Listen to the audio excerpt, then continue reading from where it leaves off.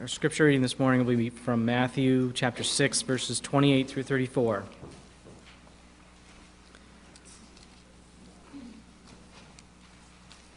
And why do you worry about clothes?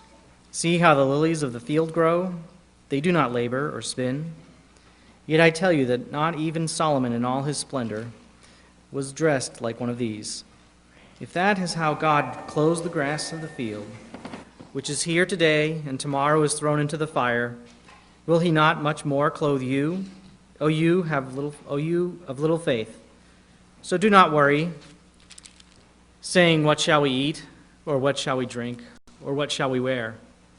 For the pagans run after these things, and your heavenly Father knows that you need them. But seek first his kingdom and his righteousness, and all these things will be given to you as well. Therefore, do not worry about tomorrow, for tomorrow will worry about itself. Each day has enough trouble of its own.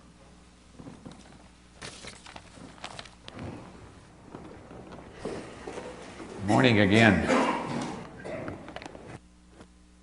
ahead and turn to Luke 14, Luke chapter 14. It's good to have our guests with us today. I've seen several of you personally, and I hope you get a chance to see the rest of you I haven't had a chance to meet yet or visit with. Let me remind the folks from the Hoffman Estate, Schaumburg area that the small group meets tonight at our house at 6.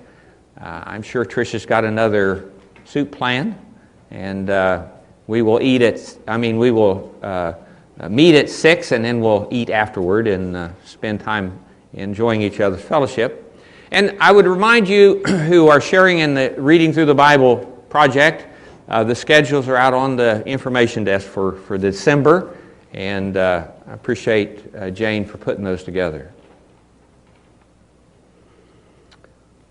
I want to thank a lot of you. I don't know who to thank and who not to personally, but I'll just thank you generally for your response to the congregational meeting this morning. My perception is that the attendance for that was pretty good, and I just thought it was very exciting. I thoroughly appreciated the conversation, at least in my group, and I've heard similar things about other groups, and I want to thank you for that. I think it was a good event, and I appreciate your participation in it.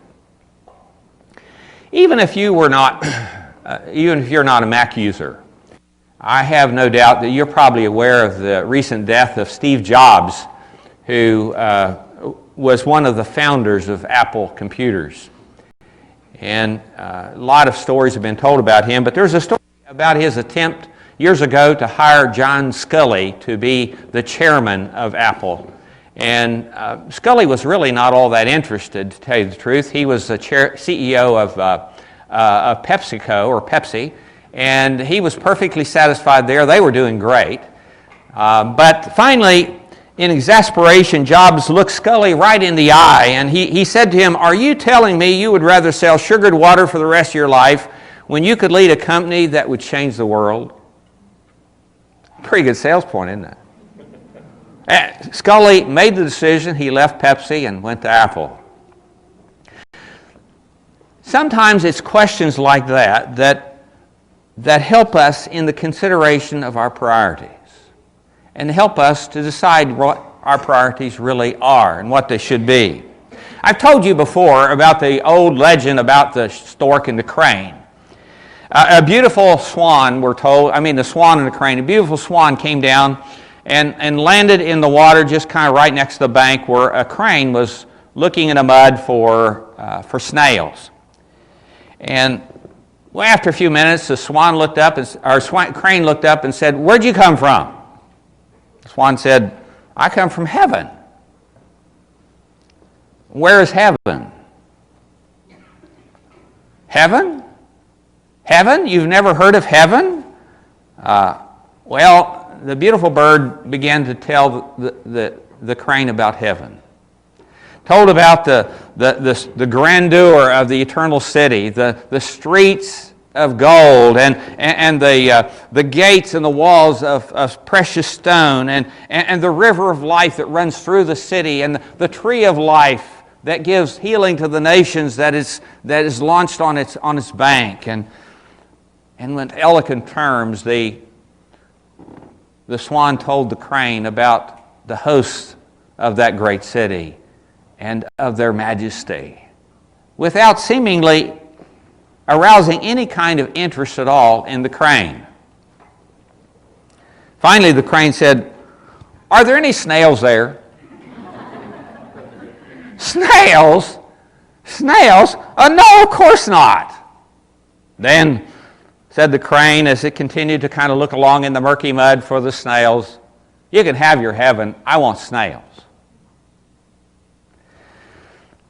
Now, most of us, values are slippery things.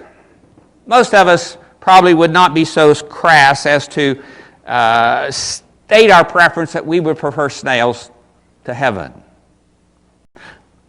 But I would suggest that most of us, perhaps even all of us, have sometimes reflected our values that are every bit as foolish as that of the crane, and perhaps every bit as trivial as spending our lives selling sugared water. We've done that. Of course, should someone ask us outright, you want snails or heaven, we would say heaven, right? Of course we would. But what we say and what we reflect in our lives are not necessarily one and the same thing. Our true values are reflected in the choices that we make, in the priorities that we give to our day and give to our life. That's what reflects our values. Priority means determining what comes first. Choices inevitably must be made. They must be.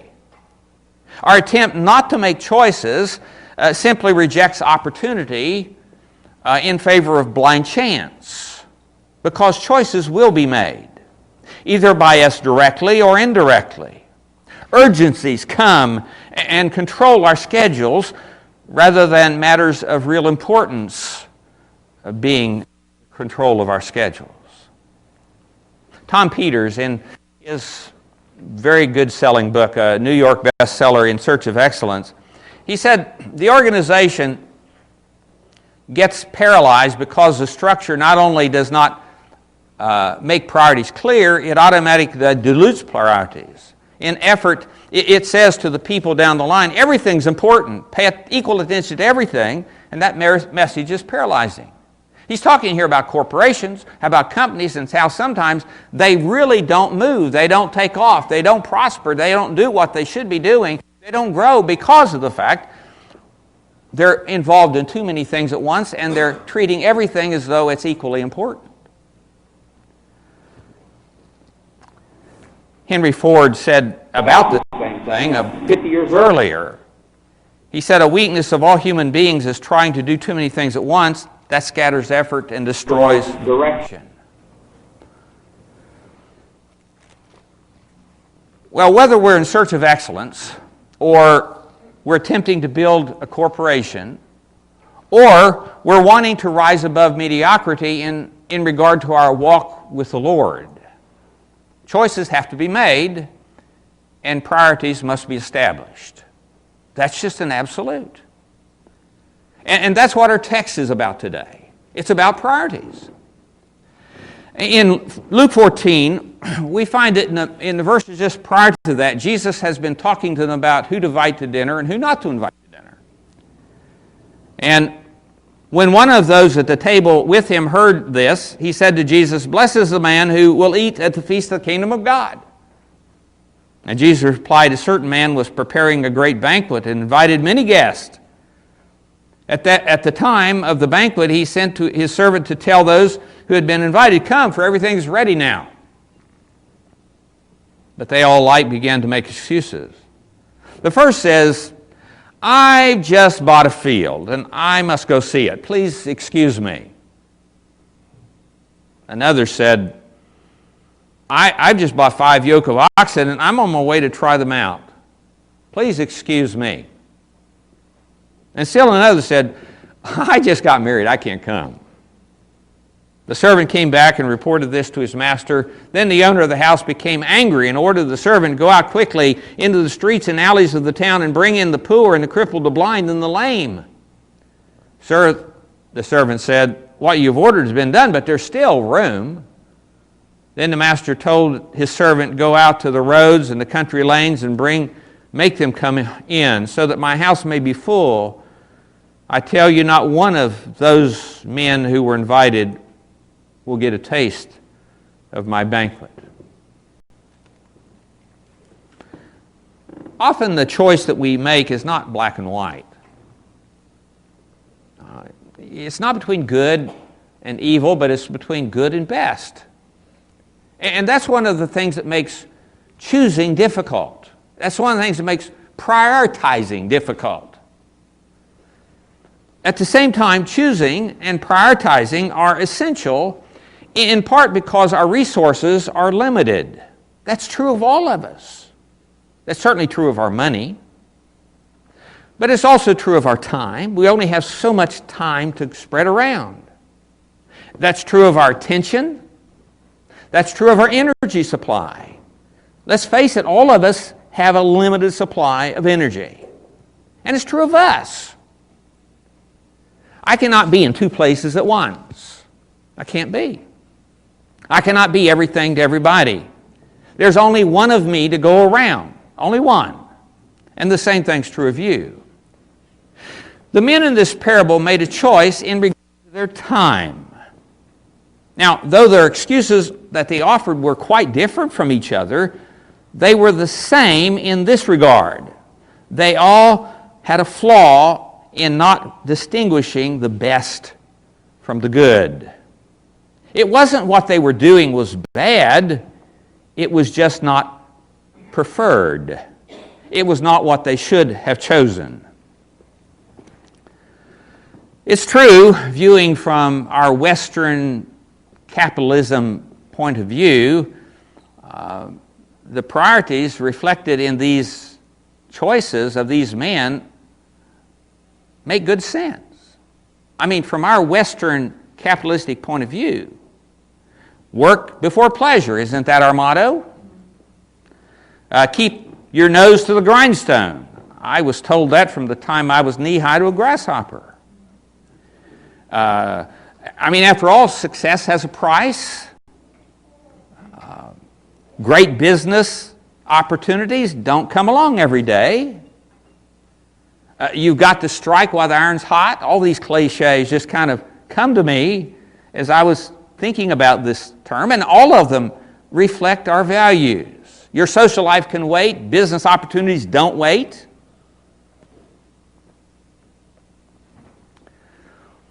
In fact, Tom Peters, again, in another book of his, in The Passion for Excellence, sets forth a mandate for excellence in work. And he's emphatic about the need for prioritizing the customer, backing your product with thorough service, and working with the strength of integrity. And all that is good.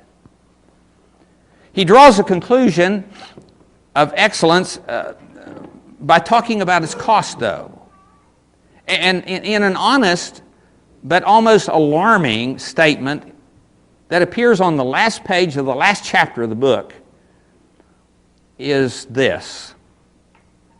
He said, we frequently are asked if it's possible to have it all. A full and satisfying personal life and a full and satisfying hardworking professional one.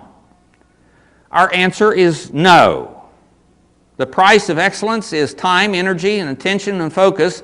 At the very same time, that energy, attention, and focus could have gone toward enjoying your daughter's soccer game. Excellence is a high-cost item. Now, even though I do not embrace Peter's values, I do appreciate his honesty. Because it's all too easy for us to kid ourselves and think we don't have to choose. That we can have it all. Something else we need to be honest about, though, is that the consequences of our choices can be far-reaching. Have you ever been on the receiving end of this kind of discourtesy we read about in this text? If so, then you understand the host's great displeasure. I mean, he'd gone all out in making preparation for this banquet. He had been trying to put this together for his friends. He had been looking forward with a great sense of anticipation to this day of celebration and feasting.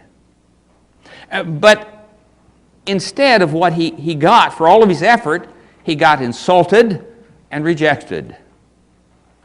So he had been anticipating one thing, and what he received was really quite different. Ladies, have you ever gone all out? Invited somebody for dinner, and maybe you had all the preparation done, you had the food cooked, you had the table set, and then at the last minute, these individuals called and canceled. Or fellas, have you ever completely rearranged your schedule so as to meet with a client or meet with a committee or perhaps meet with your child's teacher, and you arrived at the place where the meeting was supposed to take place and you found that you were the only one there? I have. It's not fun being on the receiving end of such discourtesies, is it? And yet, very probably, we've also been on the giving end of such discourtesies. Have you ever made a promise to one of your children only to back out at the last minute because something urgent arose? Or have you ever allowed your life to become so busy with work-related activities that you failed to keep your promise to love, honor, and cherish the way you had promised?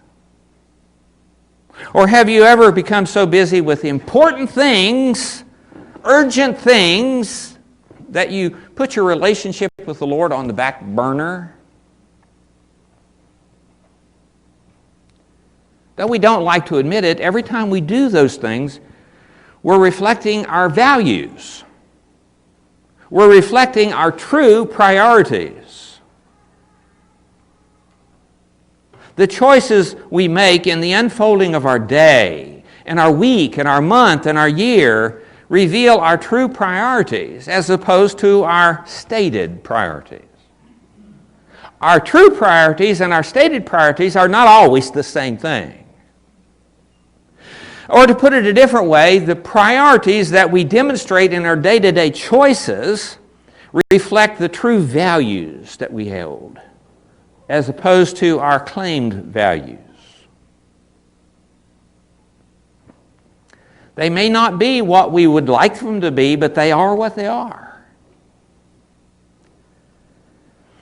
I maybe would like to think of myself as one whose family ranks right at the top of his priority list. But if I do not spend time nurturing those relationships and energy helping cultivate the family life, then it's all just a fantasy. I may like to think of myself as one who has a great love for knowledge. But if I do not spend time and energy reading and disciplined study, then whatever else I might be, it's not a lover of knowledge. And I might like to think of myself as one who has a relationship with the Lord that is absolute and flawless. I might like to think of myself as one of His faithful ones. But if time and time again I turn down His invitation to be near, I reject opportunities to minister, I make excuses for not worshiping, I find it easy to compromise His will when it doesn't fit my will. Any loyalty that I may have toward Him is certainly less than pure, and I'm not who I imagine myself to be. In every one of these areas, our choices, our priorities are fleshed out in the flow of our day-to-day tug-of-war with our schedule and our resources, and the potential consequences are eternal. Every single day, I either accept or I spurn the invitation of my children to be a part of their lives. Every single day, I honor or dishonor the relationship that I have with my wife on how she truly ranks in my life. Every single day, I choose whether I will grow in my understanding and my relationship with the Lord, or whether I will atrophy by how I spend my time. Every single day, I accept or make excuse for accepting God's invitation to come to His feast. Every single day. Every single day, I either nurture my relationship with my wife or I don't. Every single day, I either nurture my relationship with my children or I don't.